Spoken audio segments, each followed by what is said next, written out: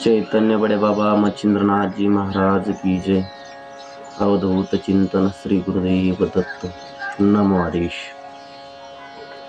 सर्वनाथ भक्त, भगवत भक्त आणि नाथ सेवेकरी सर्वांच्या एक निदर्शनामध्ये येणारी गोष्ट किंवा असणारे खरंच त्या गोष्टीवरती कधी कधी विश्वासही बसत नाही अशी असणारी गोष्ट म्हणजे नाथांची दिव्य भाषा, की ज्या दिव्य भाषेवरती सध्या असणारं यूट्यूबवरती अनेक व्हिडिओ यायला लागल्या किंवा अनेकाची मतं अनेक प्रकारे की ही दिव्य भाषा अशा पद्धतीची आहे, दिव्य भाषा अशी प्राप्त होते अनेक प्रकारच्या आणि ज्याच्या त्याच्या पद्धतीने किंवा ज्याच्या त्याच्या अभ्यासाप्रमाणे आणि याची माहिती अनेकांनी मांडली. पण असंच आपल्यालाही आणि या विषयावरती असणारे अनेक प्रश्न होते आणि त्या प्रश्नाचे उत्तरं मिळावीत म्हणून असणारं थोडासा आणि प्रयत्न किंवा असणारा आपल्या अभ्यासाप्रमाणे किंवा नवनाथ भक्तिसार ग्रंथाप्रमाणे या दिव्य भाषेविषयीची माहिती आणि आपण पाहणार आहोत. तर याच्यामध्ये प्रामुख्याने ही जी भाषा आहे ही भाषेचा प्रकार कसा आहे तर आधी सुरुवातीला मी थोडीशी ती भाषा आणि बोलवून दाखवतो. सत नमो आदेश यरकटम तिरसुईकडे अंत्रिवेडतो एकत्र एकत्र सीत्रमता आदेश दत्तात्रेया अट्टिंकुडुत्रिक श्रीत्रमता अलक्ष आदेश दत्त ओटिकडा मत्रिकड श्रीकड दत्ता मडकत्रनाता नमः शिवाय मंत्रण उत्तरी श्री अल्लख रंजन मंत्रण मत्ता अल्लक्ष दत्तात्रेया अट्टिवत्रू अट्टिपत्रनाथ श्रीकड दत्ता मडकत्रोड एकत्र श्रीकड दत्ता हा नमो आदेश. अशा स्वरूपाची ही आणि भाषा आहे. पण ही भाषा प्राप्त कशी होते, ही भाषा असणारे त्या ठिकाणी या भाषेची उत्पत्ती कशी झाली, ही खरंच नाथ संप्रदायामधूनच भाषा आलेली आहे का, अशा अनेक पद्धतीचे आणि प्रश्न आपल्याला निर्माण होतात. तर सगळ्यात पहिला प्रश्न म्हणजे ही भाषा आणि असणारे त्या ठिकाणी कशी निर्माण झाली. तर असणारं नवनाथ भक्तिसार ग्रंथाच्या 32व्या अध्यायामध्ये आणि या भाषेविषयी वर्णन आलेलं आहे. ज्या वेळेला आणि मच्छिंद्रनाथांनी गोरक्षनाथांची इच्छापूर्तीसाठी किंवा गोरक्षनाथांनी जी प्रतिज्ञा केली होती की मी असणारा त्या ठिकाणी त्रिविक्रम राजाला आणि जिवंत करील, नाहीतर असणारा स्वतःचा प्राण देईल, आणि ही प्रतिज्ञा सत्य व्हावी म्हणून असणारा त्या ठिकाणी मच्छिंद्रनाथांनी परकाया प्रवेश सिद्धीद्वारे आणि त्या असणाऱ्या देहामध्ये त्रिविक्रम राजाचा प्रवेश केला होता आणि स्वतःचा देह असणारा त्या ठिकाणी निचेष्टित अवस्थेमध्ये शव अवस्थेमध्ये असणारा त्या ठिकाणी जड अवस्थेमध्ये आणि गुरु गोरक्षनाथांजवळ सांभाळण्यासाठी दिला होता.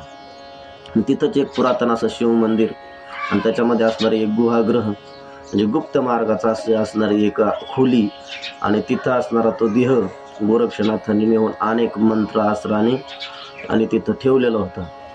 आणि त्रिविक्रम राजाच्या देहामध्ये मच्छिंद्रनाथ असताना त्रिविक्रम राजा म्हणून भ्रमण करत असताना किंवा राज्य करत असताना त्यांना असणारा त्या ठिकाणी प्रश्न पडला की आपला देह आणि गुरु गोरक्षनाथांनी कसा ठेवला हे पाहावं म्हणून आपला शिष्य गोरक्षनाथाकडे आणि मच्छिंद्रनाथ त्या त्रिविक्रम राजाच्या देहात राजा म्हणून आले आणि राजासारखंच विचारपूस करायला लागले गोरक्षनाथांची की तुम्ही कोणत्या संप्रदायाचे, इथं किती दिवसापासून आले, तुमचा येण्याचा असणार त्या ठिकाणी उद्देश अनेक पद्धतीने आणि राजासारखा. आणि गुरु गोरक्षनाथ सुद्धा आणि राजाला जसं बोलावं तसंच आणि नाथांशी बोलत होते. आणि पुढं मग एकांतामध्ये असणारं मच्छिंद्रनाथ गोरक्षनाथांना घेऊन गेले आणि घेऊन गेल्याच्या नंतर असणाऱ्या मच्छिंद्रनाथांनी गोरक्षनाथांना विचारलं की गोरक्षा माझा देह तू कसा ठेवलाय, कुठं ठेवलाय, तो आणि मला दाखव. त्यावेळेला असणारं हे कोणालाही वार्ता समजू नये किंवा ही असणारी गोष्ट कोणाच्याही कानावरती पडू नये म्हणून गुरु गोरक्षनाथांनी असणारं बरोबर भाषेमध्ये ह्या दिव्य भाषेचं नाथ संप्रदायामध्ये बरबरी नावाने आणि ह्या भाषेला ओळखलं जातं. तर तो प्राज्ञिक गोरक्षनाथ बरोबर भाषा सांगत अशी एक ओवी आणि असणारा नवनाथ भक्ती कथासार ग्रंथाच्या 32व्या अध्यायामध्ये आलेली तो प्राज्ञिक गोरक्षनाथ बरोबर भाषा सांगतो. मग असणाऱ्या गुरु गोरक्षनाथाने तिथं बरोबर भाषेची योजना करून बरोबर भाषेची निर्मिती करून आणि ही असणाऱ्या त्या भाषेमध्ये मच्छिंद्रनाथांना सांगितलं आणि त्यावेळेसपासूनच असणाऱ्या ह्या भाषेचा उपयोग आणि नादभक्त नाथांना असणारे त्या ठिकाणी विनंती करत असताना, आपल्या मनातील आर्तता सांगत असताना या बरोबर भाषेद्वारे आणि सांगत असतात. आता असणारं त्या ठिकाणी हे बरोबर भाषा म्हणजे याच्यामध्ये लगेच मंत्र येतात का, किंवा ही बरोबर भाषा आल्याच्या नंतर लगेच विद्या मिळते का, तर असं नाही. ही बरोबर भाषा फक्त काय की असणारं जे काही तुमच्या अंतःकरणामध्ये गुह्य आहे, ते गुह्य आणि प्रगट स्वरूपामध्ये नाथ संप्रदाय हा गुप्त स्वरूपाची साधना आहे. म्हणून असणारे आपल्या मनातील आर्तता नाथांना सांगताना असणारी गुप्त स्वरूपामध्ये ते मांडावी, हे कुणालाही असणारं श्रुत होऊ नये म्हणून असणाऱ्या या बरोबर भाषेची योजना झालेली. आणि जे कोणी नाथ उपासक असतात त्यांच्याकडे असणारं कोणी जर याचना घेऊन गेलं तर ते ह्या बरोबर भाषेद्वारे नाथांशी संवाद करतात, किंवा नाथांना असणारं त्याची समस्या सांगतात आणि त्या समस्येचं निवारण नाथ त्या भाषेद्वारा असणारं त्याला ज्ञान देतात. अंतरात असणारं ते गुह्य बोलणं असतं, त्याच्यामधून असणारी ती समस्या सोडवली जाते. आता तिसरा प्रश्न, ही भाषा असणारी त्या ठिकाणी शिकावं लागते का, तर असणारं कदापि नाही. ही भाषा शिकावी लागत नाही, किंवा ही भाषा कोणीही कोणाला देऊ शकत नाही. त्याला असणारी प्रत्यक्ष नाथांचीच कृपा व्हावी लागते, किंवा नाथांचाच वरद हस्त मिळावा लागतो त्याच वेळेला. आणि असणारी ही भाषा आतमधूनच असणारी त्या ठिकाणी प्रगट होत असते. बरं, आता ही भाषा प्राप्त करायची कशी, तर असणारी ही भाषा जर प्राप्त करायची असेल तर नवनाथ भक्तिकथासार ग्रंथामध्ये धोंडीसूत मालुकवीने सांगितलेले की कोणीही कोणताही अध्याय असणारा 6 महिने जर एका अध्यायाचं पठण केलं तर ती मनोवांछित सिद्धी.